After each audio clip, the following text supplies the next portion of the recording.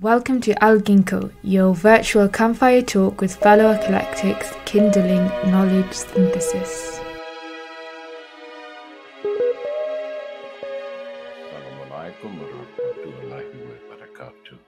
Waalaikum salam warahmatullahi wabarakatuh. I wish to welcome everyone to this New Year beginning interview with Brother Karim. I am Dr. Omar Zaid, speaking to you from Kentucky in the United States, and Brother Abdul Karim is with us from Kuala Lumpur in Malaysia. And we've been discussing a sort of an approach to a revisionist perspective of what has come to us as traditional Islam these past few months. And this is our first interview of the new year, 2023. Alhamdulillah. So to encapsulate, we just left off discussing a few things about the Medina Charter, if I recall correctly. It's been a couple, 3 weeks since the holiday. And we came to a conclusion that this charter represents a sort of a constitution, as it's been called, but it's more of just a general agreement of a confederacy that was all-inclusive of those people who were living and dwelling together in not always peaceful circumstances in and around the oasis of Yathrib, which has become known as Medina to traditional Muslims. And that charter made provisions for the prophet, the messenger of Islam, to sort of rule over this confederation, this loose confederation, and this was by agreement, by convention given to the people who invited him there, and at the expense of the Jews who up to that point held sway in that region, if I'm to understand correctly. For some reason, the Jews gave way here, and we sort of suggested that this was by some sort of understanding on their part, on the part of their leadership, that perhaps this was in their better interests. I mean, after all, they were not exactly living in peace with their neighbors on a continuum. And perhaps they thought it would be in their favor to try the leadership of this this new personage called Muhammad, whom they may have considered to be an answer to some prophecies which they had received, both through the scripture and through the assets that were given to Isa over the intervening hundreds of years. There's some 500 odd years between the death of Isa and the advent of Muhammad. The Jews had rejected Isa, but not all the Jews, because most of the disciples who became Christians, if you want to use that term, were indeed Jews. They started off as Jews, or at least the Judaic component of a motley crew of people who were considered to be Jews at the time of the Herodian kingdom and the decimation of Jerusalem by Titus and the Romans, and what the chaos that followed. So these people thought, well, maybe there's something to this Muhammad character, and even if he's not the prophet, politically speaking, he might solve some problems for us. At least everybody else thinks he will. So let's give it a try. After all, we don't have anything to lose except the what, what would they have to lose? If Muhammad succeeds, then they would lose their moral and spiritual scriptural position, wouldn't they? Considering that he's a non-Jew. And this kind of was the position when, if we believe the story, that their chief rabbi converted and became a follower of Muhammad, a Muslim, if you want to use that term. And then they exiled this fellow. They ostracized him from their community, and he was the chief, most prominent Jew of Jews at the time. So if they ostracized him, they may have ostracized his family. And if that's the case, that means that there was some sort of enmity taking place there that was in addition to the enmity, the tribal enmities that already existed in Medina. So we have all kinds of intrigues taking place that we really don't know. We can only make a surmise here and there and imagine what was happening based on our knowledge of human nature and histories elsewhere. And of course, the cultural influences that we know exist. I mean, the Arabs were always at each other's throats, and the Jews were no different. So why would we consider this to be anything else than what that circumstance would dictate it what would be? I mean, so Muhammad comes in, he's invited, he makes this charter, and everybody agrees to it. And I don't want to belabor the point. I want us to move on to a couple of hundred years later, because we've already covered prior to the Medina Charter many of the revisions to the Al Islam that the Prophet left us by the Abbasids and the Umayyads, you see, in the interim 200 or 300 years before the Fatimids. And what I would like to get to today, brother, is what led to the Fatimid Empire, you see. How did that compare to the Abbasid and Umayyad? And what was similar, what was essentially different in nature between the two?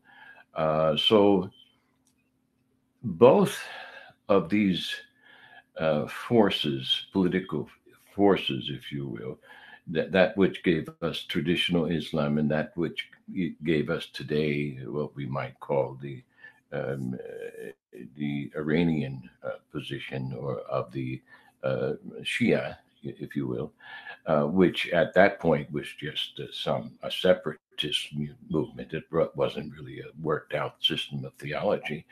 But now it's come down to us as a political, theological, theocratic state on both sides of the Nile, you see, and in between, and all mixed up and everything. So, in any case, the Sunni position and the Shia position, they ignored the charter, you see. And that's the point I'm trying to make here, dear brother, as we move forward and go a little bit beyond the Umayyad and Abbasid periods here and work our way in across the Nile to the Fatimids.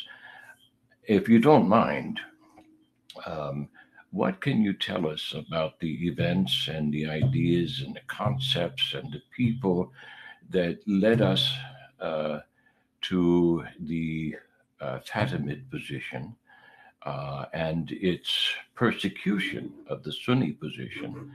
And here we see, we have to say, okay, well, both positions were wrong. If you want to be a purist about it, if you want to be a Puritan, okay, they're both wrong. And they're both killing each other for one reason or the other. And and they both have ignored the charter. And the charter, as we can see, at least was a foundation for some system of governance that made a little bit more sense than that which was given to the kings of the earth, you see, that led to this particular moment when they handed the reins of authority over to Muhammad. You see, so he established this, and this is our constitution, and this is all inclusive, and we're all going to agree to do this, we're all going to agree not to do that, and we're all going to defend each other when push comes to shove. And it was a reasonable thing to do. At least it was a foundation, a place to begin with. And then the Sunnis, what became the Sunnis, they just said, hey, this is not important. We'll leave it behind because we've got to do what the Sultan say and what the so-called caliph says. And then the Fatimids come along and they say, hey, no, we got to do what the family of the Prophet says. You see, both positions are wrong, and both positions have a sort of heretical content to them, one more so than the other, if you want to say so. Of course, both sides would say that about each other. So, how did we go from the Sunni, or what became the Sunni position, to this very radical position of the Fatimid Empire, which reigned for the almost 270 years until Salahuddin came on site and did what he could to eradicate it. But the empire was eradicated, but the movement, the theological, the theocratic errors persisted. And they persisted on both sides of this divide, you see. So I'm trying to get us to a point where we can envision this division in the Ummah of Muhammad, this Sunni Shia division, which is still a major confrontation. You know, you've got this Sunni Shia divide all across that Fertile Crescent there. It's been going on for 1,200, 1,400 years now. And what led to the Fatimid position? How did they gain control of their side of the Nile and then penetrate even into the Hijaz, if you will, during those 270 years and persecute the Sunnis rather successfully and maintain their position in light of the truth that was given by the prophet on, hey, this is not the right way to do things. And you've got all these scholars saying, here's the right way, this is the right way, no, that's the right way. What happened here, brother? How did this happen? And why is this not discussed, consequently in academic forums? Are they afraid that people are going to start slicing each other's necks across the conference table? I mean, what's going on here? How did this happen from your perspective? What can you tell us about the historical and theological perspectives and the political perspectives that led to this increasing divide? Inshallah. Yes, thank you, Brother Omar. Let me just begin by yes. Before addressing that question of yours, I would like to sort of do a little footnotes to our last talk, because Sure. as you know, we have not met for 2 weeks, and in that time frame, a certain idea occurred to me that appeared so compelling that I thought I should write a book about it, and I did. Oh, oh gosh. I couldn't help myself because I was thinking of, I was preparing another book on the basically the Medina Charter. It occurred to me, something occurred to me that I have previously missed, and so I'd like to share that, so to speak, the new discovery, so to speak. You see, because as you are aware, I've been doing a little bit of work on this concept of jihad al-talab, which is a war of aggression, which, Yes. by the way, prohibited in the Quran. Allah made it haram to commit aggression. Interestingly, the ulema actually not only made it halal, in other words, they made something halal what Allah made haram. That is already a very serious matter in itself.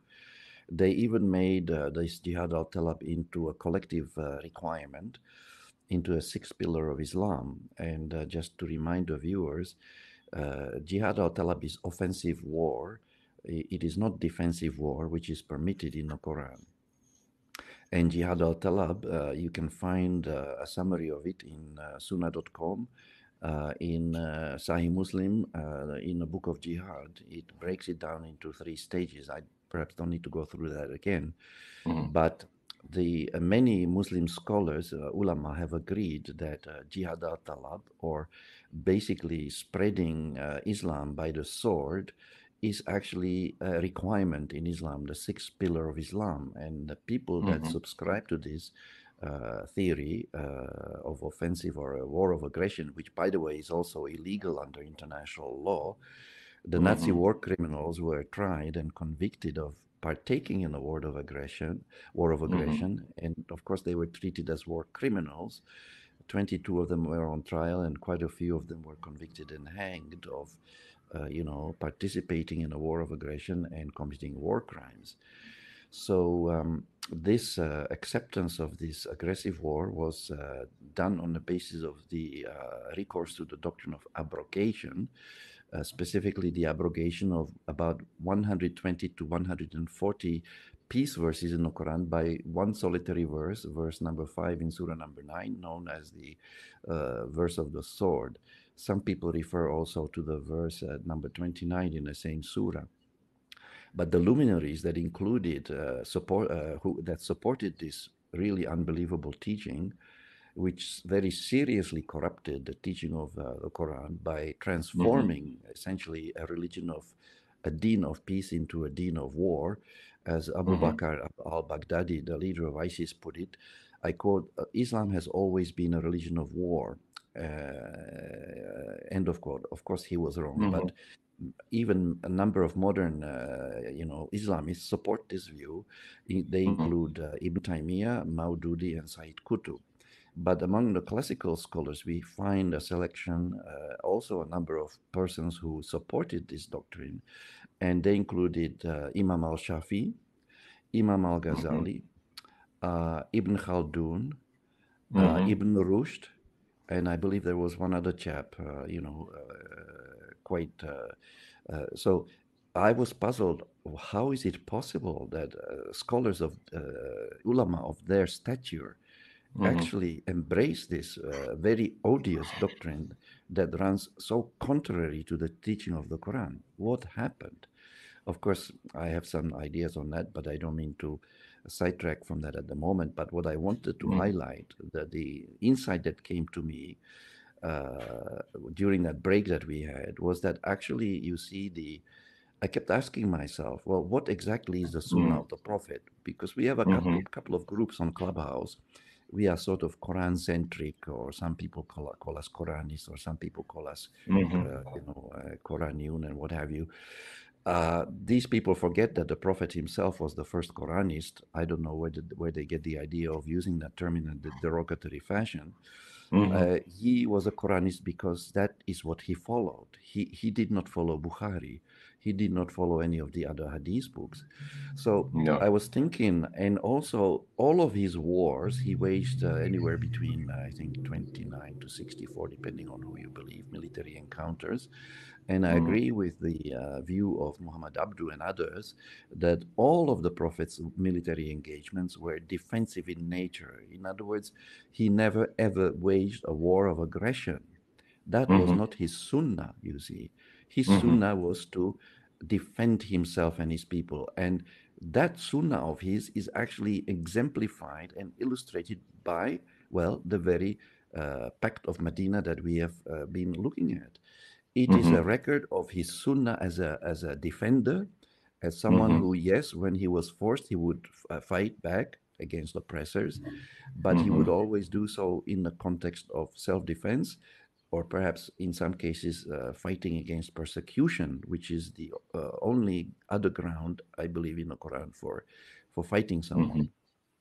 So now, what occurred to me was the contrast, the sharp contrast between the peace of Medina. I put the word Pax Madina in the title of my book, Pax Madina versus Jihad al-Talab. We can see a very dramatic contrast here.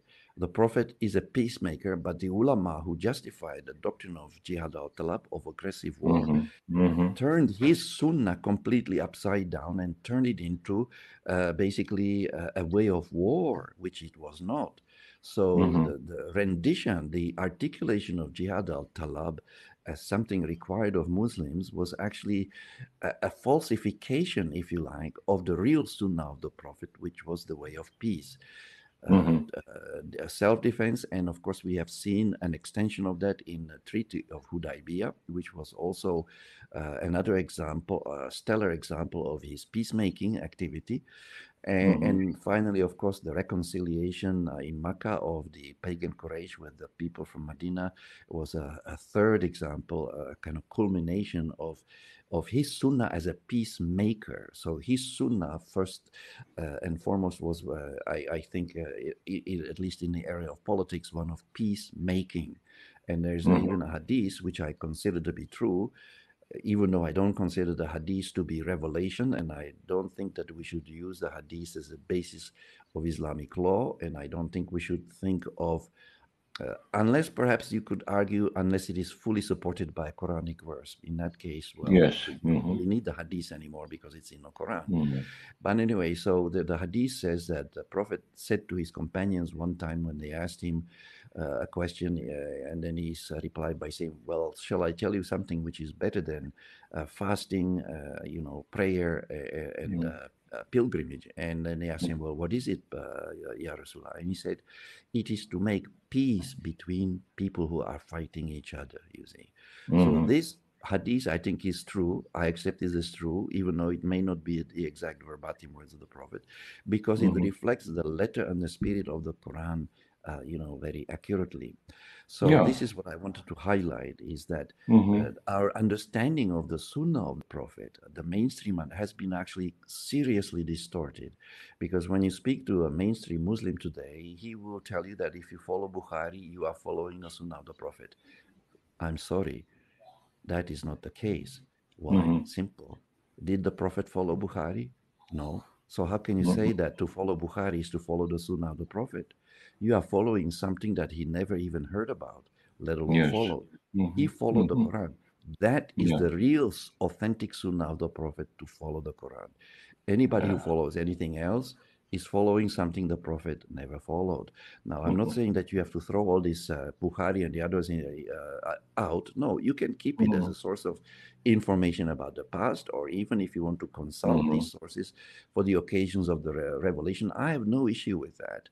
Or as something that contains a certain amount of hikmah, a bit of wisdom that perhaps could be recommended, commendable, but it is not like binding. In fact, there were a number of Muslim scholars in the early days there were two groups. One group said that the Sunnah is something that it is required to follow it. The other group said it's only something recommended. Like even we say, he performed Sunnah prayers, meaning it was not required. It was just something recommended. So I just thought I'd highlight this idea that another significance of the Charter of Medina, of the Pact of Medina, is that it represents a written record of the real Sunnah of the Prophet that we have, I think, which is more authentic, actually, than any hadith for that matter. So I just thought I should highlight that because, in fact, it somehow was something of a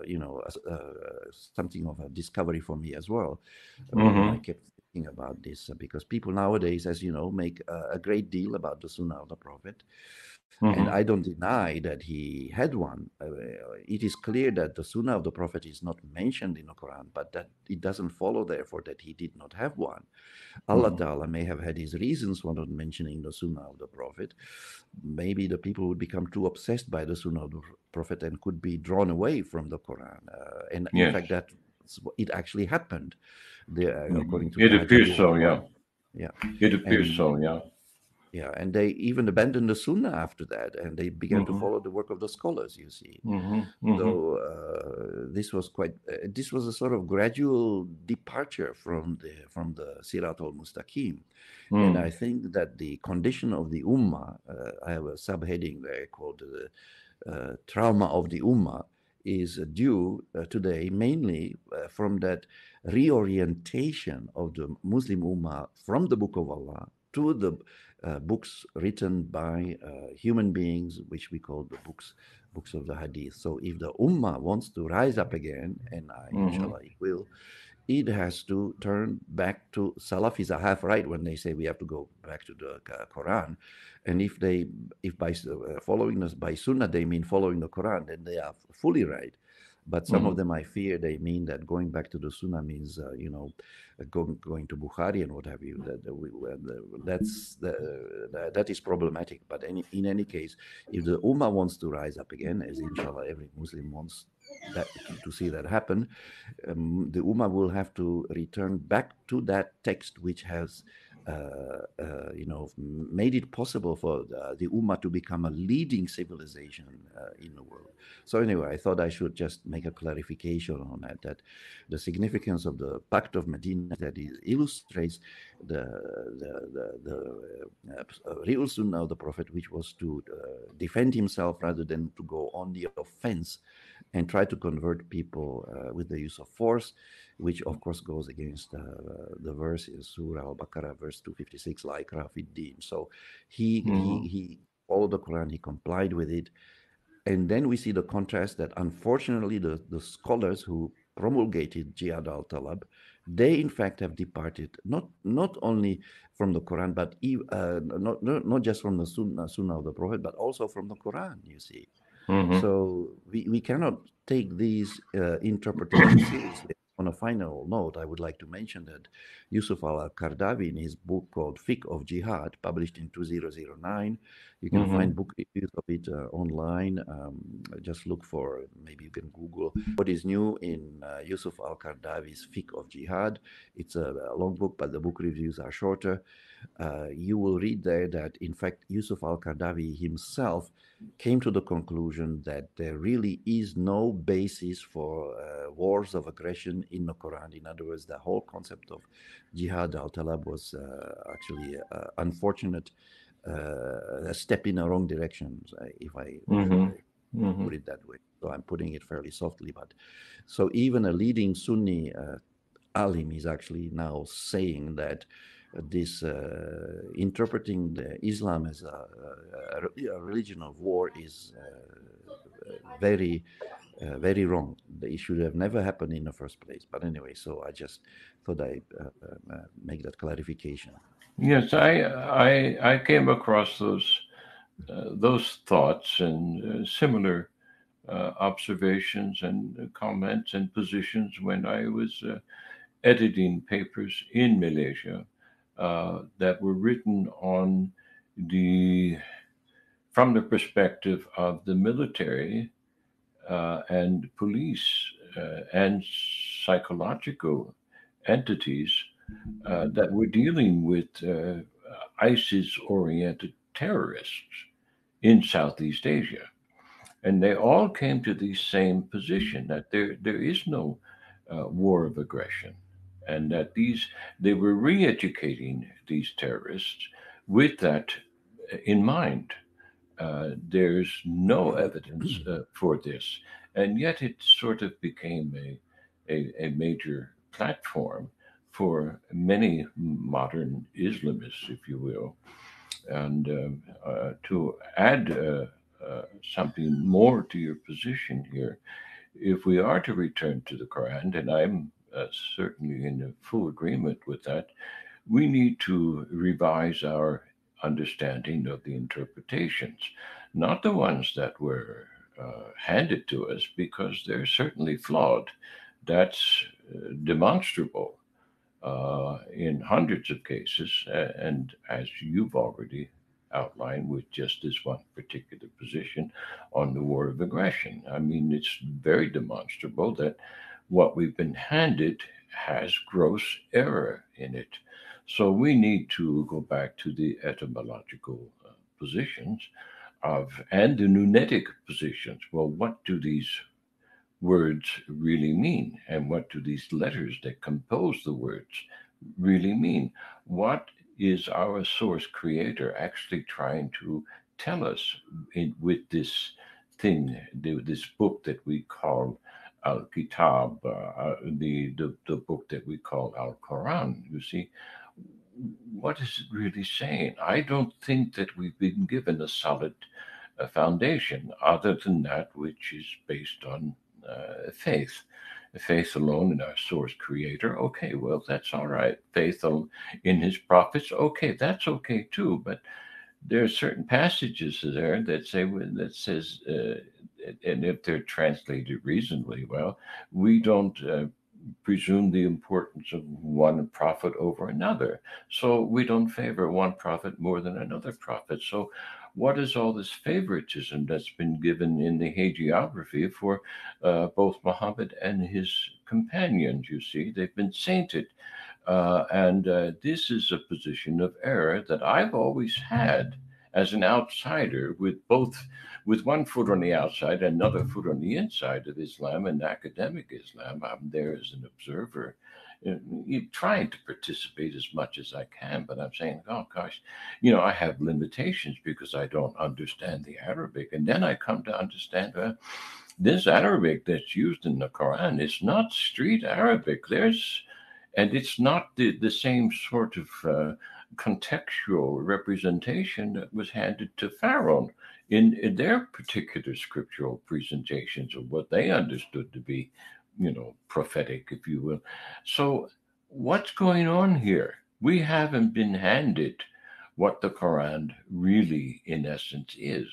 And there's layer upon layer upon layer upon layer. The Quran says this. So where are all these layers? We've got one layer, and that was the original layer, and it's filled with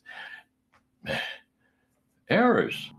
So if we're going to go back to the Quran, certainly we have to take a closer look at this book and at its language, you see, and not just accept what was handed to us from the impositions of Judeo-Christian mythologies, and all of these other narratives, which we know have errors of corruption in them.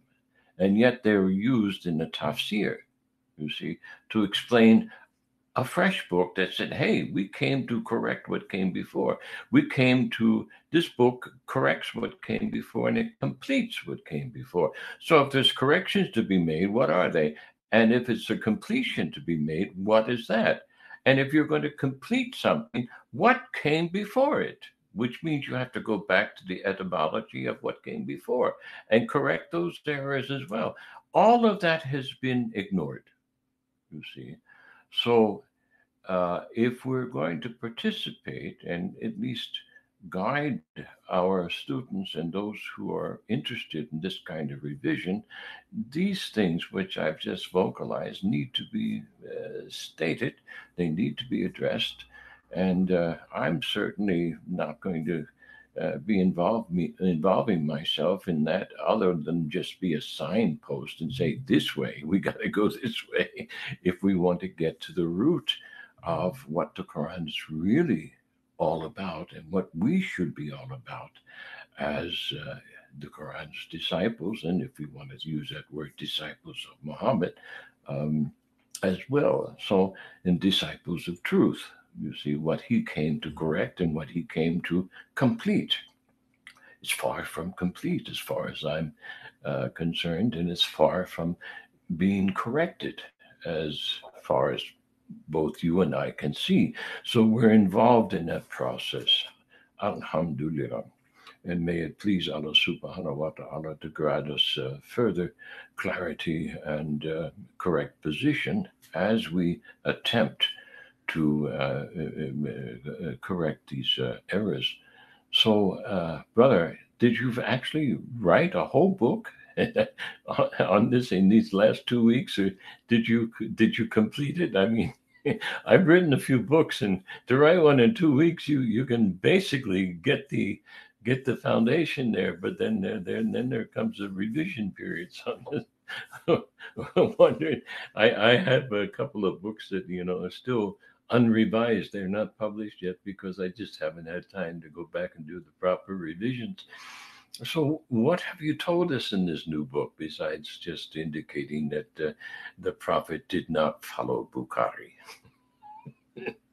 Yeah, thank you. Actually, I had 2 days when Hmm. this idea came to me. I sat down in the morning about 9 a.m. I began to write. And Hmm. we have a saying in Canada, maybe you have it in the US too, that you have to make hay while the sun is shining. So That's correct. Yeah. as the ideas kept coming, I just kept writing. I wouldn't get up for Hmm. anything, and I did. Hmm. By the time I stopped writing, which was quite a few hours later, uh, I don't know, 6 or 8 hours later, I had 10,000, almost 10,000 words written in Oh, there. okay. Yeah. So I tinkered with it another 2 or 3 days, and I added another 2 or 3 thousand words, and I thought, okay, it's good enough now. I'll publish it in Hmm. ebook format. So that was one, but actually there was another one. This Hmm. time, I managed to somehow I think of these things as my tsunamis. You know, I get hit by a Yes. tsunami Yes. Yes. Yes. of words. I Yes. think I'm on my fourth tsunami now. Third, I think it's a fourth tsunami. It's amazing, Okay. you know. Sure. So this time I kept writing, and 10 hours later, when I was sitting in, the coffee bean in a nearby shopping center, I realized I had Hmm. 15 or 16,000 words long text. I said, "Oh, Oh my OMG, gosh. that was a record, yeah." Hmm. So basically, I do not always write. How do I put this? Normally, what happens is that what triggers writing a new book is that I realize that I missed something in the last book. You see, like Hmm. this idea Yeah. I just mentioned, I missed it. I said to myself, okay, back to the drawing board, back to square one. Let's try this again. Hmm. And in English, I was saying, if at first you don't succeed, try again. And I Of sometimes feel course. like I'm trying to write the same books already about 100 times. Hmm. Trying to get Hmm. a perfect explanation of what actually happened. But no, the in the other book, I was focusing on the difference between discouraging and encouraging something, because there's one very important verse in the Quran which talks about the ummatan khairan and the best community, because the Muslims do what is called in Arabic amr bil ma'ruf wa nahy anil munkar. So now this verse, especially the last part of it, was distorted, as Hmm. pointed out by Omar Ramahi in his book called Muslims' Greatest Challenge, published, I Hmm. think, 2019. And he says that the word nahi, which is normally rendered as prohibit, sometimes as prevent, actually means discouragement. It does not signify tahrim or prohibition, you see. Hmm. But by misinterpreting the verse in this way, people incline towards resorting to force in enforcing religion, contrary to the verse 256 in Surah Al-Baqarah. They Hmm. render that word nahi as prohibition, or even sometimes as prevent. Hmm. So by using a strong word like prohibit or prevent, they basically justify a recourse to force by using Hmm. a stronger word than the Quran itself uses. Allah Ta'ala is saying that we should admonish people by word, yeah, and to Hmm. discourage them with words. But they, as we see in Iran today, the women are locked up and arrested because they either do not wear the hijab or do not wear it in a way that is expected of them. Hmm. So, but in the Quran, wearing the tudung has not been made mandatory, and it is not wearing one is not a crime, to my knowledge, and not wearing the headscarf is not even as identified as a sin, to my knowledge. But Yes. I hope to being corrected if anyone knows better. Yes. So this was a very serious distortion of that Hmm. verse, and many of the extremists like Maududi, Said Qutb, and Ibn Hmm. Taymiyyah justified using force Yeah. in order to enforce morality, ethics, and religion on people. And in Yes. this, they crossed the red Hmm. line because they violated the prohibition of the use of compulsion in religion, and that Hmm. makes them Hmm. extremists. And all Muslims should be beware of these extreme Yeah. teachings of the Islamists and Yeah. should shun I've them I've if they had come I've across. had academics tell me that face to face that it's a sin not to wear the hijab. It's considered a sin. So Mm. and it should be, and that not only is it considered a sin, but it is enforceable. You see, so Yeah, and that never sat right with me. You see, yeah. as No, me neither. And of course, you grew up in America, the yeah, land of the free. You escaped hmm from the colonial fascism of the British. I escaped from the fascism of the communists. So uh, I don't like fascism or any kind yeah, of totalitarianism. I think the moment you compel someone against their will, hmm you are violating that person's dignity. It is a violation of a person's of dignity course, to force people. of It's a course, kind of spiritual rape. It is a form of hmm rape, not a hmm physical rape, but a spiritual rape. I don't think we should be hmm doing that to anybody. no, Because I doesn't don't Allah think so. Ta'ala, after all, say we have hmm bestowed dignity on the children of Adam, right? So Yeah, people should respect that. But the fact that these enforcements are taking place just shows me how little these people understand the religion, and how quick they are to reach towards violence to enforce their misunderstanding of religion. yeah, And actually, as a broader picture, I see these actions as signs of what some people have called basically Islamofascism, and that to hmm me is fascism has nothing to do with Islam. You see, no, yeah, Islam is actually, if you read it correctly, a hmm very liberal teaching. Allah has given us the freedom of the will. Yes, He has given us akal. Yes, He has given us the Book of Allah. We can use our akal to understand the guidance that He hmm has sent to us, and then He leaves it up to us whether we want to follow it or not. And if we hmm are wise and use our akal wisely, then of course we will follow this good advice, the nasiha, right? There's, I think, hmm even a hadith according to which the religion is nasiha, good advice. But that's where it should stop. There's another hadith that is used to justify the use of force, and which also goes against the Quran, as pointed out by Muhammad Shahrur, among others. And the hadith says that the Prophet allegedly said that if you see something wrong, then try to change it with your hands. Yeah. The hmm moment you try to change something with your hands, you are already suggesting some use of force. If you yes, cannot change it with your hands, at least speak against it. And if you cannot hmm even do that, then condemn it in your heart. I think hmm the steps 2 and 3 are justified, but step 1 is not justified. hmm Edip Yüksel told me a story. One time he was in Iran, I think Tehran or one of those cities there, and he was sick, so he couldn't fast. It was during Ramadan, and besides, he was traveling. So he was eating something on the street as he was hmm walking along or drinking something. And next thing he knew, there were 2 or 3 shopkeepers start to chase him with sticks. He had to run for his life Goodness me. because they wanted to do that part of the hadith, that change it with their hands. They saw this man Uh, eating, and uh, they never asked themselves, first of all, is this man a Muslim? Does he have to fast? Secondly, is he traveling? Because people who travel do not have to fast. Or is yes, he sick, in which case he also didn't have to fast? You see how quickly these people are to jump to conclusions without verifying the evidence. And Allah Ta'ala cautions us in Al but Quran. you don't understand, brother. That's how much they love God. You see. Well, I think they have a serious misunderstanding. This is the problem. The Muslims have turned from the Quran to the Hadith, and hmm this has seriously corrupted the knowledge of Yeah. the Ummah, and not just the Hadith, but the doctrine of abrogation, as I have mentioned. You see, Yeah. the people that wanted to tamper with the teaching of the Book of Allah could not touch the Mus'haf, the transcript of the written record of the Quran, which is a recitation, but they did touch something else, and the something else was the knowledge that people have of this Mus'haf. You see, and they Mm-hmm. corrupted it through the doctrine of abrogation, and also they Mm-hmm. corrupted it by asserting that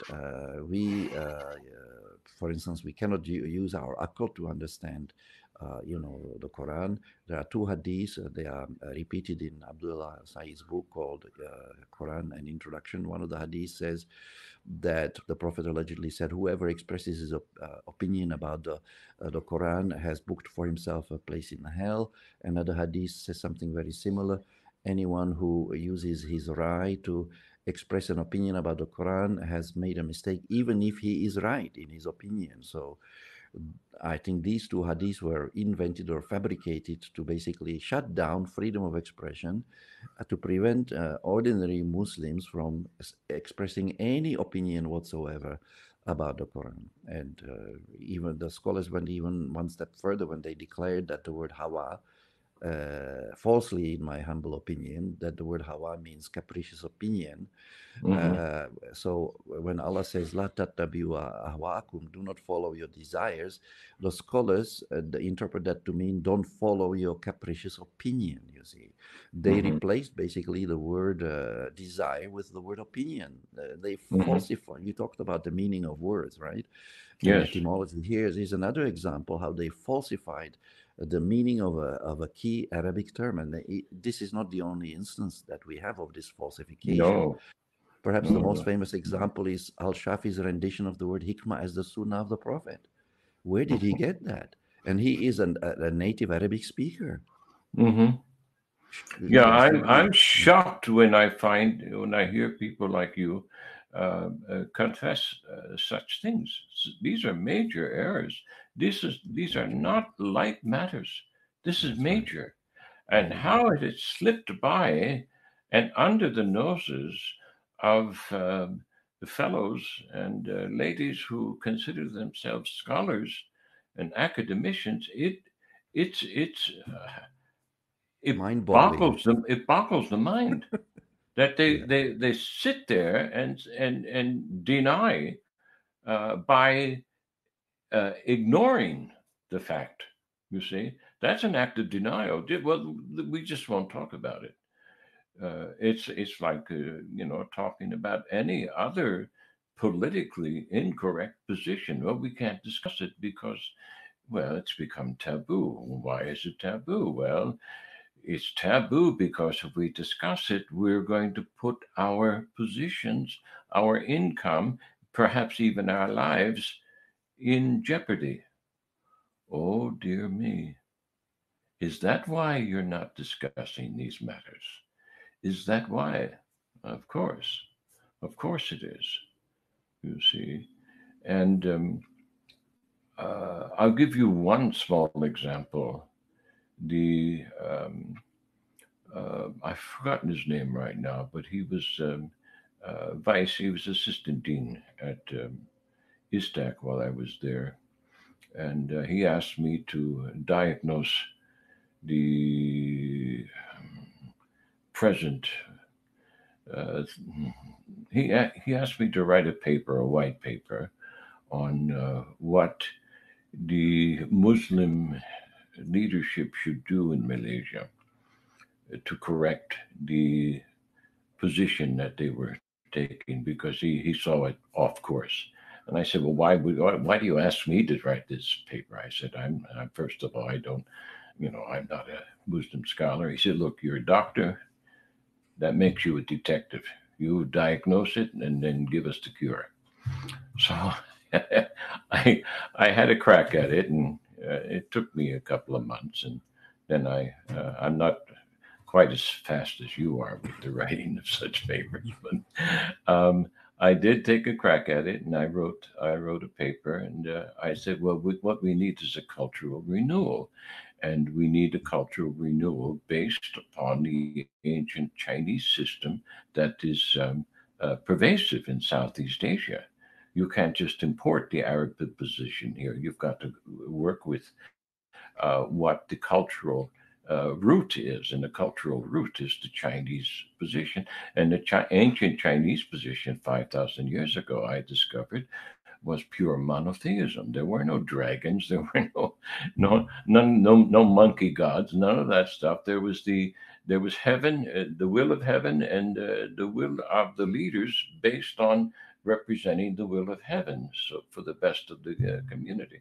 And I said, we've got to bring back these cultural norms because they've all been abandoned since the Cultural Revolution, called the what you might want to call it, the illumination of Europe, if you will. Okay, Enlightenment. The Enlightenment over the last 300 years. And I said, this has ruined the cultural basis for these ancient societies, which were high cultures. So all of these high cultures have been brought down and leveled out according to this enlightenment. And this is not enlightenment at all. especially if it's based on an idolatrous Trinitarian system, which is not fully understood from an esoteric perspective. So let's go back to the root.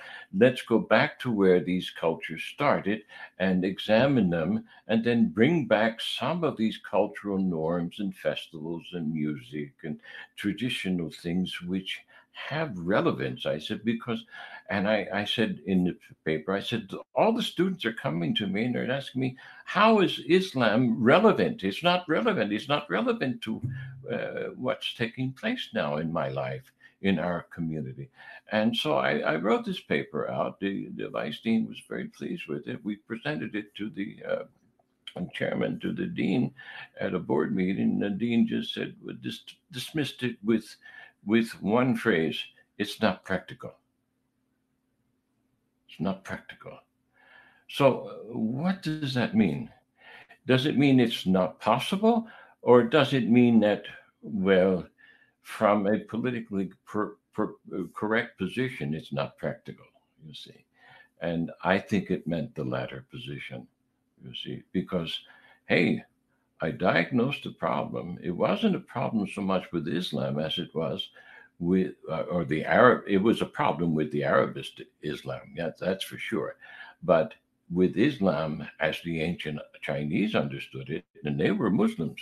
If you examine their system, it was Islamic. If we want to use that term as a maintenance of peace between heaven and those on earth, the foundations of peace, that's what it is, you see. So if you want a peaceful divine order, they had it, you see. Doesn't mean that, they didn't, of course they didn't keep it, but they had established it. And people like Lao Tzu and Kung Fu, they reminded their peoples, this is the way it was. This is the way it should. This is the divine order. It's got nothing to do with Kung Fu and monkey gods, okay? Or dragons and dragon dances. None of that. None of that. You throw the triads away. It's got nothing to do with that. This is what it's about, you see. This is the divine order. So something like that, the disgrace that was brought to Southeast Asia by the Enlightenment was also brought into Islam by these various movements, what became Sunni, and I hope next week we can at least begin to discuss what became Shia. You see, because these are departures from the path. As far as I can see, these are departures from the path that people are still following. These departures to this day, you see, and so what I'm trying to get us to do, brother, with these discourses is do the same thing I did with that white paper. Let's go back to the root, see what went wrong. And I think our discussion of the Medina Charter is a pretty firm foundation, you see, and it's pretty much like what the ancient Chinese had established as their foundation, and then it became distorted. And I also seen the same pattern when I study any of the other world religious founders, such as Buddha or Zoroaster. They come in with very sound principles, sound doctrines, and then within 2 to 3 generations of their death, it's all twisted. And it's all twisted for politically correct reasons. And this is no reason. You can say, okay, how far can I take my rebellion? And it depends on how much you want to lose today and on the day of judgment, I suppose. You have to sort of make that decision for yourself, okay? But you should not sit there and claim that you are pursuing the truth when in fact you know it's a lie. And what's worse is to have people present themselves as purveyor of the truth and be sitting there in a chair of the ignorance. Oh my God. I mean, I'm not the first one to say this. I mean, there are various other philosophers who've gone before me and other persons like myself and say, the worst thing on the face of the earth is an ignorant tyrant, an ignorant religious person who will then go out there on a crusade. They're the most dangerous people on the face of the earth. And that's what the conclusion was on the part of those policemen and military intelligence officers and psychologists who were examining the extremists that they had actually captured before they blew somebody up on a bus. You see what these people were thinking, what they were doing, these young men, how misguided they were by their ignorant religious leaders, you see. So let us do, inshallah, what we can, brother, to correct this situation in the minds of the next generations who are coming behind us before they make similar errors. And for those of you who are truly religionist and revisionist minded, please take what we're trying to purvey here to heart, examine it as best you can, and may it please Allah subhanahu wa ta'ala to grant you the wisdom and the means to make the changes which are necessary to guide those under your right hand. And with that being said, brother, let me wish you a farewell here until next week, and let's see if we can take it up with the Fatimid position, if you will.